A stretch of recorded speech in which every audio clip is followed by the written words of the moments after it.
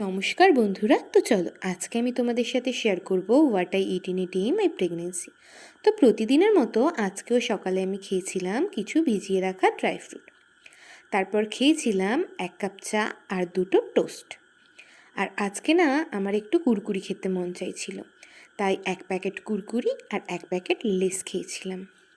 আর আজকের দুপুরের মেনুতে ছিল আমাদের ভাত, আলু চোখা, পটল ভাজা, ডাল আর সয়াবিন। আর তারপর খেয়েছিলাম একটু ফল। আর আজকে না ফলের মধ্যে ছিল মুসুম্বি লেবু, শসা আর কলা। তারপর খেয়েছিলাম প্রতিদিনের মতোই 1 কাপ মাদার্স হরলিক্স।